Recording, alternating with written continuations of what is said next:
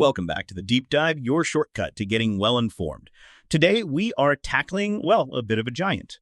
The whole paradox of hyperscale network security. We're diving into an architecture really designed for these massive, massive environments, the Checkpoint Maestro Hyperscale Orchestrator, MHO for short. We've been digging into some advanced docs, really focusing on the kind of operational and architectural stuff you need if you're managing security at this scale. Okay, so let's unpack this a bit. When you hit true scale, I mean, we're talking potentially hundreds of gigs of encrypted traffic. The goal isn't just raw performance anymore, is it? It's really about blending that massive scalability with like ironclad high availability and crucially making sure the admins don't just get completely buried under all the complexity. So what's the core mission for you, our listener, today? What should you walk away understanding? Yeah, our mission is really to synthesize exactly that. We need to cut through the jargon and the acronyms and really explain how this Maestro architecture gets you that true horizontal scaling, how it distributes traffic, intelligently across lots of different components, and maybe most importantly, how it uses this idea of management abstraction to make something that's inherently complex feel, well, simple, cohesive. We're looking for those aha moments, the bits that explain why this design works, why it solves those traditional bottlenecks in security. And what's really interesting here, I think, is that Maestro isn't just like a bigger firewall box. It's quite different. It's more of a fundamental rethink of the security gateway itself. So we'll be zoning in on those key architectural pillars. Hyperscale, distribution, the absolute necessity of having dual orchestrators, maybe even dual sites for redundancy. And then that administrative, well, brilliance maybe, that's captured in the single management object, the SMO. That SMO piece sounds like it's solving the operational headache before it even starts, which is nice. Okay, let's start right at the foundation. If we strip everything else away, what's the absolute core job, the primary role of the Maestro Hyperscale Orchestrator itself, the MHO? Think of the MHO as like the air traffic controller for your security. That's a good analogy. It's the central piece that handles traffic distribution. That's its main job. It takes in all the packets coming into the network, and then it intelligently distributes them out to the individual workers. These are the security gateway modules, or SGMs. They're the ones actually doing the security inspection. And it uses, pretty sophisticated load balancing algorithms to make sure every SGM is pulling its weight, basically. Prevents bottlenecks, keeps throughput high. It's really the key component that enables the whole system to scale outwards horizontally. Okay, so the MHO is the director, and the SGMs are the enforcement crew. Makes sense. That structure naturally leads us to the next key idea, which isn't just one SGM, but the whole security group. How exactly is a security group defined? And why is thinking in terms of groups so central to scaling this up? Right. A security group is simply a collection of those SGMs. But critically, they're configured to act as one, a single logical unit. And this is crucial for, well, two main reasons: redundancy and scalability. Instead of buying one massive, super expensive box and hoping it's enough that's vertical scaling, here you just add more SGMs to the group when you need more power. It's like adding lanes to a highway. You need more capacity. You literally just plug in another SGM module. And that's the big architectural shift Maestro brings: truly elastic horizontal scaling, all managed centrally. And here, I guess, is where that administrative magic comes in. The thing that stops it becoming total chaos when you've got, 10, 20, maybe even 50 SGMs all working together. We need to talk about the single management object, the SMO. What does that actually do for the person managing it in Smart Console? The SMO is, well, it's pure software abstraction. It's clever. It takes that entire security group, all those physical SGM boxes, maybe dozens of them, and it presents them to the administrator as just one single logical gateway object in the management interface. Just one object. Just one. And this is pretty revolutionary, really, because it means your policies, your security rules, configurations, even upgrades, you apply them once to that single logical thing. You're essentially managing a unified software-defined security boundary, not fiddling with individual hardware boxes anymore. Wow, the benefit there sounds huge. You avoid that whole configuration drift problem, right? Or just simple human error across loads of devices. You manage the policy, not the plumbing underneath. But the moment you achieve that kind of scale and simplicity, you must run into a pretty big technical challenge.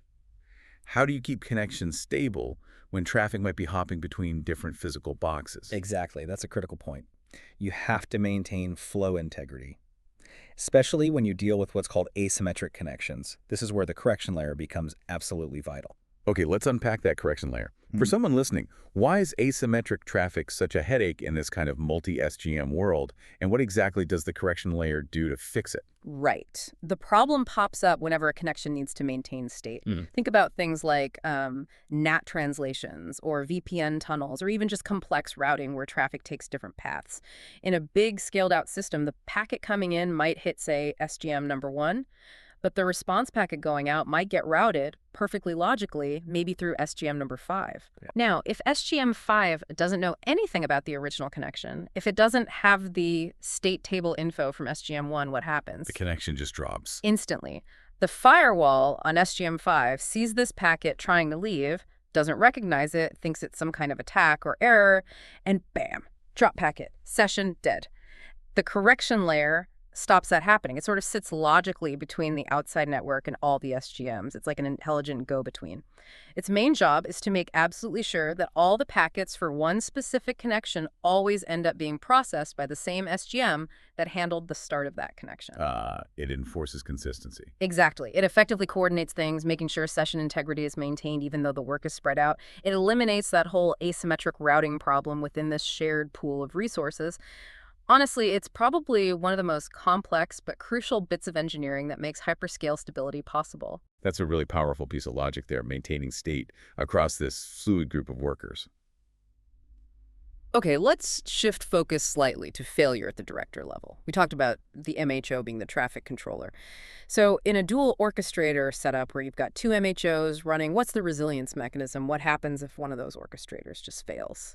So in a proper high availability setup, you'll typically run those 2 MHOs synchronized, usually in an active standby mode. They're constantly checking on each other, sharing state information, keeping tabs.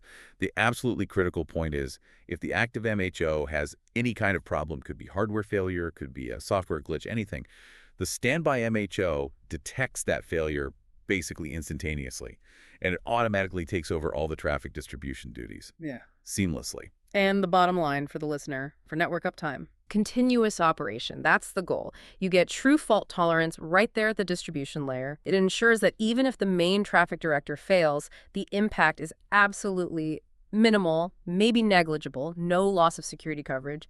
And frankly, that level of resilience is just table stakes when you're dealing with networks where even a few minutes of downtime could be, well, disastrous. Right, that covers failure of a component within a site. But connecting this to the bigger picture, component resilience is one thing, disaster recovery is another. If the whole building loses power, having 2 MHOs in the same rack doesn't really help much, does it? So we have to talk about the dual site deployment option. Absolutely right. Dual site is really designed for that next level of business continuity, maximum resilience. This architecture lets you actually spread your security groups and your orchestrators across 2 completely separate physical locations. Different buildings, maybe different cities. Geographic separation. Exactly. And that's vital protection against those big site-level disasters you mentioned, fires, floods, power grid failures affecting a whole area. The key advantage is you get active geographic redundancy. If Site A completely goes offline, Site B is already up, it's already running, it's synchronized, and it's capable of taking over the entire workload pretty much immediately. So you're shifting resilience from just protecting against, say, a single box failing to protecting your entire security posture against major regional events. It ensures critical security keeps running even if a whole site is knocked out. Okay, that's resilience across the map, literally, not just inside the rack. Impressive stuff. Now let's pivot a bit to the operational dynamics. This is where the hyperscale claim really gets tested, I think. Scaling needs to be smooth, right? So what actually happens when you physically add a new security gateway module and a new SGM to a security group that's already up and running, processing live traffic? Do you need to schedule downtime? Plan a maintenance window for configuration? No, that would kind of defeat the whole purpose of hyperscale, wouldn't it? Maestro is designed for genuine plug-and-play scaling.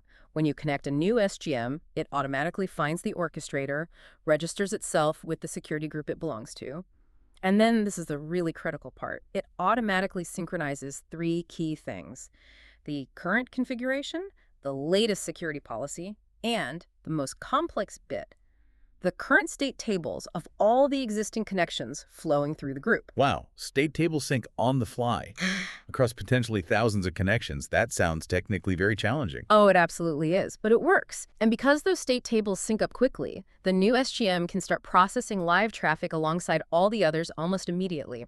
critically, without requiring any service downtime or any manual intervention from an administrator. It just joins the team, learns what's going on, and gets to work. That agility is what makes the scaling truly elastic, lets you respond quickly if you suddenly get a huge spike in demand. That seamless sync capability, it brings up a related question about maintenance, doesn't it? Yeah. If we're running that dual orchestrator setup specifically to ensure continuous operation, how do administrators handle upgrading the MHO system software itself?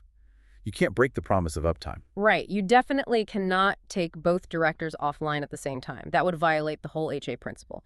The defined correct way to do it is what's called a rolling upgrade. You must upgrade one orchestrator first, while the other one stays active, fully functional, handling all the live traffic. Okay. Once that first MHO is upgraded, tested, verified, you then carefully fail the traffic over to the newly upgraded one. And then you proceed to upgrade the second orchestrator, which is now the standby. This rolling method guarantees you keep continuous service, zero traffic loss during the upgrade process. It fulfills that high availability promise. Okay, makes sense. As this whole system scales up in complexity, even if the management interface simplifies it, you still absolutely need visibility, right? When you've got potentially dozens of components, automatic synchronization happening, you need some serious oversight. So what's the main purpose of the system diagnostics features and the ability to track changes within this dynamic MHO environment? Yeah, with so many moving parts, good diagnostics are basically your lifeline. The system diagnostics are constantly monitoring the health, the performance metrics, the operational status of every single SGM and every MHO in the setup. This is really vital for catching any potential issues early, maybe performance starting to degrade or signs of a hardware fault developing. Early detection is key. And tracking changes, well, that provides the essential audit trail. It logs every configuration change made, every time a new policy is pushed out, every time hardware is added or removed. When you're managing what looks like one logical object, but it actually controls potentially dozens of physical boxes, you absolutely need a precise history for compliance reasons, for troubleshooting if something goes wrong after a change, and just for maintaining overall reliability and trust in the system. Absolutely. Okay, one final piece just to complete the picture of the architecture components. Let's just quickly confirm the physical connections. What's the specific role of the uplink interface on the orchestrators? Sure. The uplink interfaces are simply the physical connections going outwards. They're what link the orchestrators directly to your main customer infrastructure networks, the data center core switches, maybe the client access networks, or your connections to the internet service providers.